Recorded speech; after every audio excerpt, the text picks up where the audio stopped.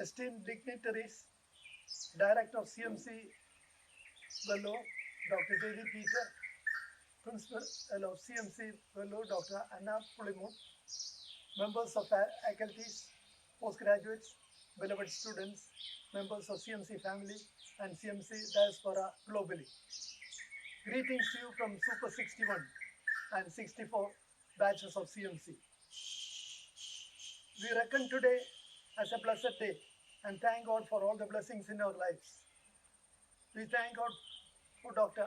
Ida Scudder for her vision of CMC with its motto, not to be ministered unto, but to minister. But for CMC, we would not have become medical doctors with a passion for service in rural areas. Dr. Paul Brand was our principal when Super 61 entered CMC. We were exposed to Dr. Brand's experiments in leprosy rehabilitation in the New Life Center. John Gerling, an associate of Dr. Paul Brand, conducted microcellular rubber shoe workshops, which were an eye-opener during our stay in Vellore.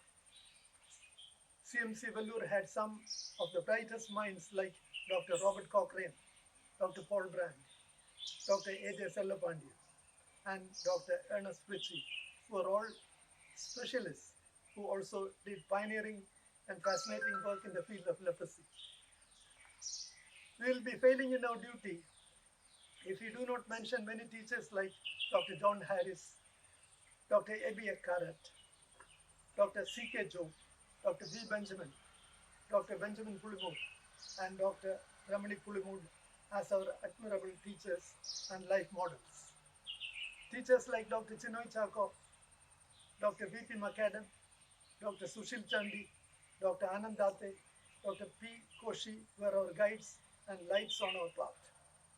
I thank Dr. K.V. Deshigan, Dr. Ramanujam of Chingalpet, Dr. Hogasil, and Dr. Frank Devi of Ditchpalli, who are also our teachers in leprosy.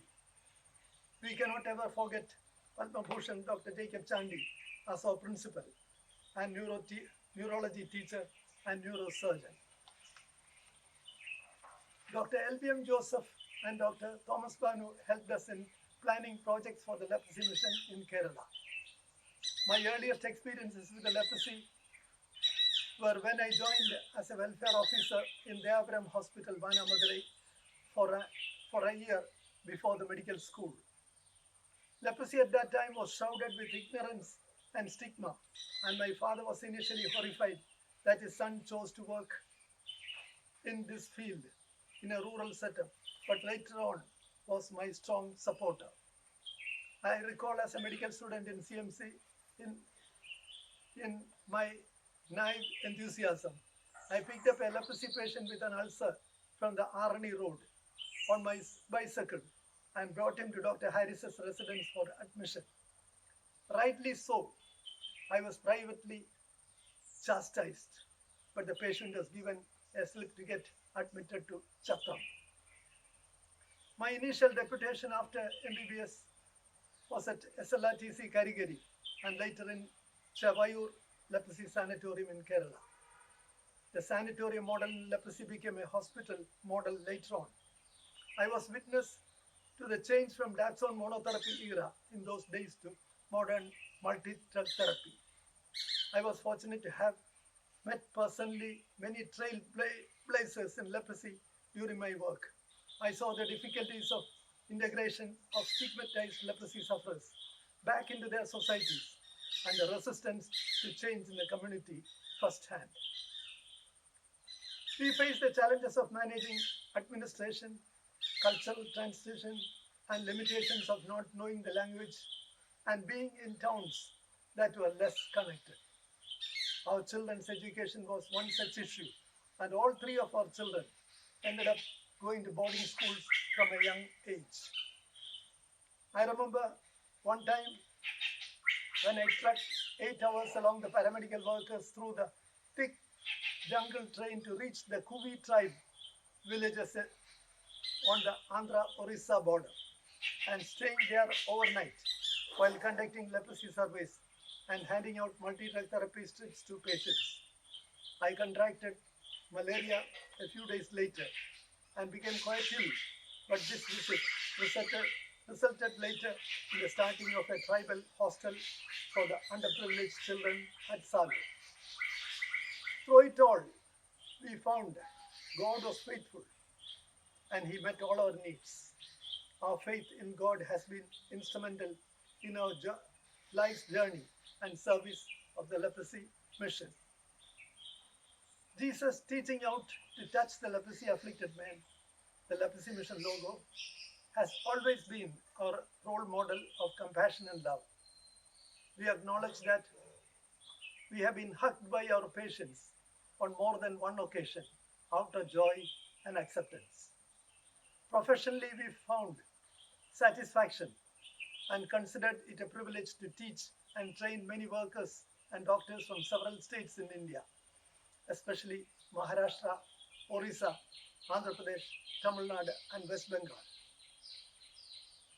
Initiating postgraduate diploma in leprosy in Andhra University as a joint venture of TLM Salur Hospital and King George Medical College of Visakhapatnam was a proud moment of achievement in the wake of Prime Minister Indira Gandhi's 20-point program and called for eradication of leprosy from India.